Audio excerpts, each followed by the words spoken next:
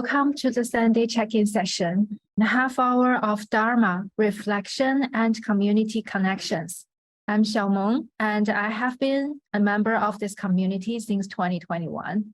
So if you are a new member, please accept our wholehearted welcome. If you have any questions about our practices and topics, we're all here to help. If you are a regular, well, welcome back. It is customary in Australia to begin any meetings by acknowledging the traditional owners of the land. So in the spirit of reconciliation, I'd like to acknowledge the traditional custodians of the land on which we work, study, and reside, the Wodi people of the Dharma Nation, and pay my respects to elders past, present, and emerging. I also pay my respect to the traditional custodians of the various lands on which you all are. The session aimed to develop a reflective practice in response to changes. Guided by humanistic Buddhism, we'd like to cultivate our practices and build memorable friendships. So the check-in community was born from the challenges of the pandemic. However, we have never specifically explored the impact of COVID in our gatherings. So today we are delighted to have our friend Chris, who will share the topic of post-COVID, where have we been and where to now. So let's welcome Chris. Thank you, Xiaomeng. Okay, as we normally do, let's start off with a little bit of a check-in time. So find yourself a comfortable position. Let yourself relax. Hopefully it's a warm environment you're in. And then just gently close your eyes.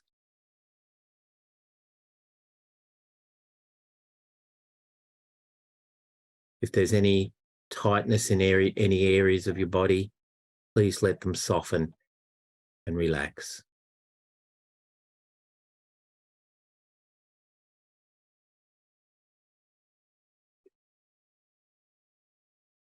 Take a deep breath. Let it sink down and relax.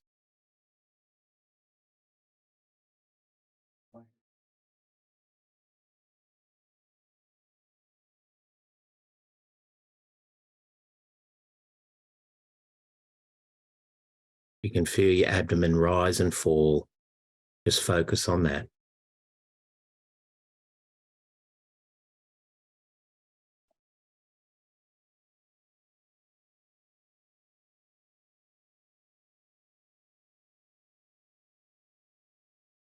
Any tightness in your shoulders or your face, let them relax.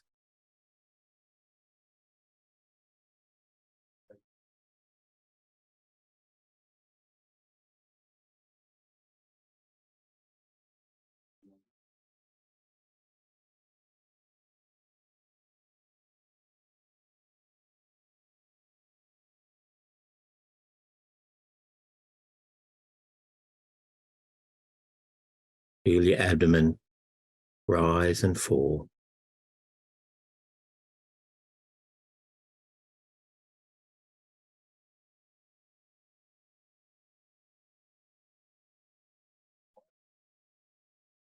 Okay, slowly open your eyes now.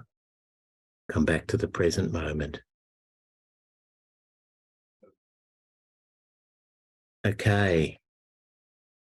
So thank you for joining us today, everyone. It's a very windy day here in Sydney at the moment. As Xiaomeng mentioned in her midweek notification about the session, the COP was born from the challenges of the pandemic, but we've never kind of really explored the impact of COVID on ourselves and us as a group as well. Next slide, thanks, Xiaomeng. So here you can see two pictures that I took during the height of the first period of COVID. I normally travel on a train into the city every day. I did for 20 years. And those that are familiar with this, picture here recognise it as the main pedestrian tunnel thoroughfare. And there was no one round. And that bookstore, you know, I've got plenty of books behind me. That bookstore I walk past every day, it's closed now. So again, it's one of the things that happened during COVID. Next slide. And again, another picture reminiscent of that time, the green dots that we'd see on the trains, and we'd have to space ourselves out. And the number of people travelling on the trains was markedly reduced during that first period. I caught the train the other day. All the green dots are gone now. Some people still wear masks. I still wear a mask on a train, but pretty well train life has gone back to normal. Next slide, thanks, Yao Meng. So I decided to talk a little bit about the COVID because I just recently purchased a book on Kindle called The Coronation, and it's by one of my favourite authors, Charles Eisenstein. Some of you may know of him. And he published this book at the end of last year, and it's a collection of his essays on that period and trying to make some sense of the situation. So if any of you, it's quite available on Amazon and quite cheap to buy as well if you get it on Kindle. So it's something worth considering. Next slide, thanks, Yao Meng. When I was preparing for this, I thought I'd better have a look at the statistics because even now some of our colleagues are still falling ill with COVID. And as we know, about 2 weeks ago, the WHO declared COVID-19 is no longer a global emergency. And as you can see, as of 14th of May, Australia had confirmed cases, just over 11 million, and we'd had 20,000 deaths. And worldwide, we'd had 765,000 million cases with 6 million deaths. But you can see we're on the rise a little bit now as winter comes. It did drop to a low during the earlier part of the year. Next slide. Oh, and Australia ranked 14th there too, just to make an observation. So we were ranked 14th in the number of confirmed cases in the world. Next slide. Yeah, so what did happen? We now have a new, what I'm terming, and most people may term in the future, a post-COVID generation. As I said, I was born in a baby boomers generation after the war. And since then, the generations afterward, X, Y, and Z, have never experienced anything like what we've seen, a world crisis. And during that time, as I said, society and humanity have experienced something never previously seen before. Yes, we have had epidemics and pandemics in the past, but never to the extent that that occurred with us. And it was because of those particular circumstances as well. Technology, travel, they all went into the mix of the situation that we were involved in. Next slide, thanks, Yao Meng. So these are just a list of things that I thought of what changed. The first was the socialisation. We couldn't see family in other areas or visit nursing homes, and I still know that's the case. One of my colleagues, he's still getting checked when he goes into a nursing home, and another colleague can't go in because they've got 5 cases there in a particular area. So there still are problems going into nursing homes. Of course, we had restrictive travel. We were in Sydney, we were bound to our local LGAs, the local government areas. And I know in Melbourne, I talked to a taxi driver when I was down in Melbourne several weeks ago, and he said they had barricades and they would check you. And he even gave the case of a guy that wanted to pick up a pet. He bought a pet and he was fined $1,600 for attempting to go across an area he wasn't allowed to go into. We also had mandatory quarantine as well. And there were associated phone calls and emails to check. Again, I went into an Aldi store right at the start of the pandemic, and I was told to stay home for 7 days because I may have been exposed, and I got emails checking me, are you still home, any signs and so on. We had, of course, masking go on, a loss of facial expression and to a certain extent identity. You could blend into the crowd with a mask on. People couldn't see who you were clearly. We also had hoarding as well. At the initial stage, people were buying lots of toilet paper and food and masks, and that led to some, confrontation at times between people. And we had technology. That was one of the things that differed markedly, I suppose, from previous pandemics. So the technology was used to inform what was going on, was used to communicate amongst family and colleagues, And we also learned that to undertake education during that time. I was working in the university in 2020 and had to deliver several subjects online. It was all new to us. We were all learning, but we managed to do it effectively, I think. And of course, the check-ins, as I mentioned earlier, they have something that arose because of COVID. We also had segregation and potential loss of income. Many people couldn't maintain a business and had to close their doors. We had segregation from the sick and the well, the vaxxers and the anti-vaxxers. And also teaching, as I mentioned before, was done online as well. One good thing that my wife noticed was that we did have more people in parks socialising outside. So people were attempting to socialise, but in a completely different environment than what had occurred before. Next slide. This is again some research that I found from the Australian Institute of Health and Welfare. They noted that there was a rise in the increase of mental health and crisis services during the pandemic, but the pandemic was not associated with a rise in any suspected deaths by suicide. But people were driven to go to these services, probably due to psychological stress or loneliness or concern. They're not sure why many of the times people did contact them. Next slide. So what do we take from all this? Well, the first thing is how did we respond to it? You could respond in a negative way, look at the bad points, or you could try and develop some good aspects out of it. And the one that I've identified here is compassion, that it gave an opportunity to be compassionate to not just your family, but also, your colleagues and people around you, or even the general public, people you didn't know. And of course, we must acknowledge that health is interlinked. We could all be at risk. And again, Ben Lee's song, All in This Together, comes to mind when I'm thinking about this, that we are all in together, and the best way we can beat it, or have beaten it, is to work as understanding each other and to work with each other. Of course, there were such things as a supply line. Individuals and truck drivers all had to contribute to getting all those much needed items that we needed. And of course, the medical front line was very important, not just the people that were testing us at the lines that we, queue up for sometimes hours to get tested, but also in the hospitals and the GPs that were looking after us at that time as well. I suppose one good thing was that more people were spending time with their family because they weren't engaging in more external things. They had the opportunity to sit down with their family and enjoy their immediate family. Next slide, thanks. So is it safe to go outside now? So as I said, most people have discarded masking, trains and on public events, but people still are, some people still are cautious.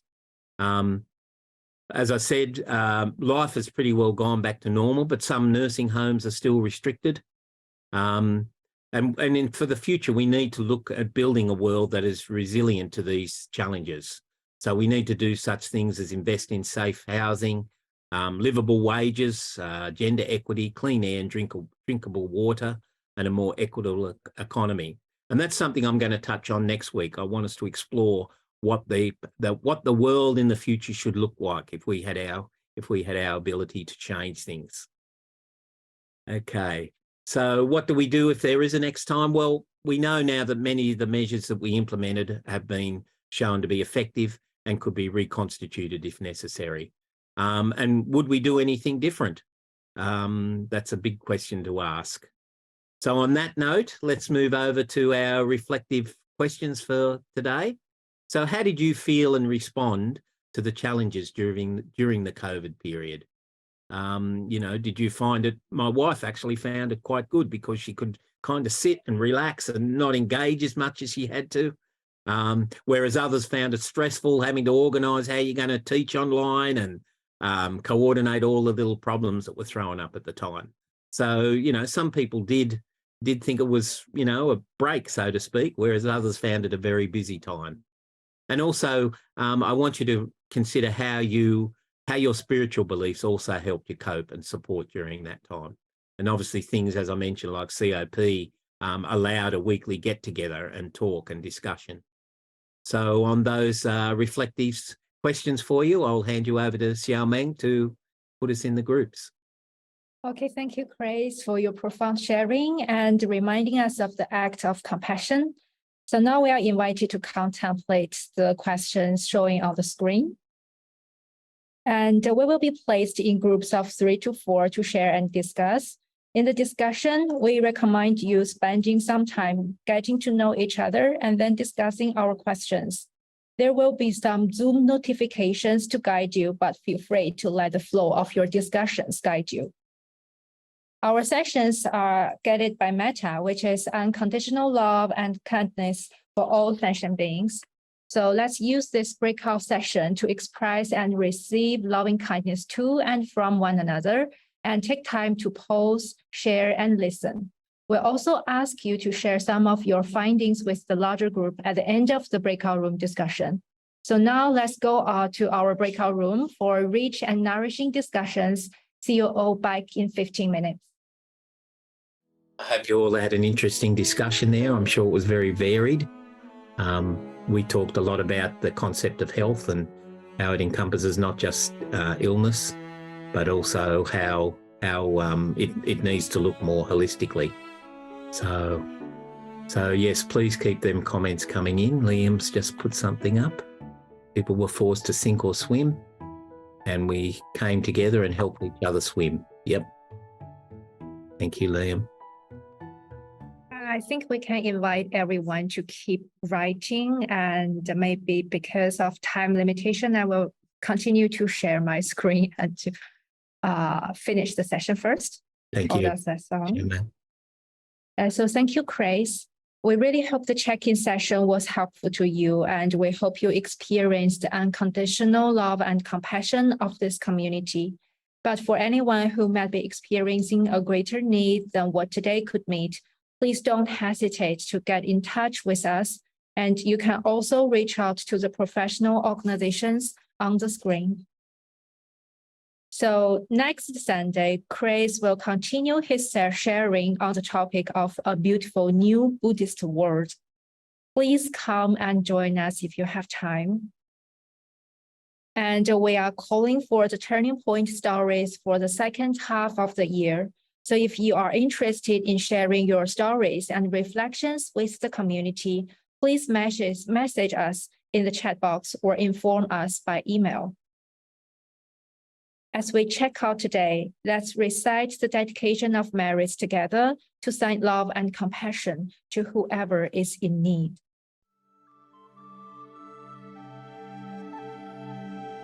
Let us now dedicate the goodness of what you have done to all living beings.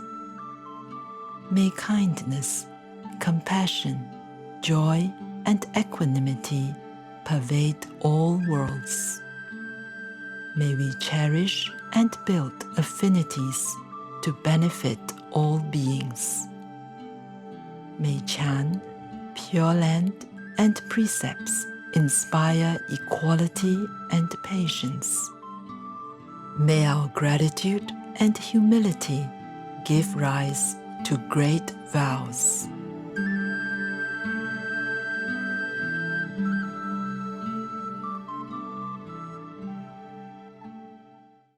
Oh, thank you, Grace, for your time and generous sharing with us today.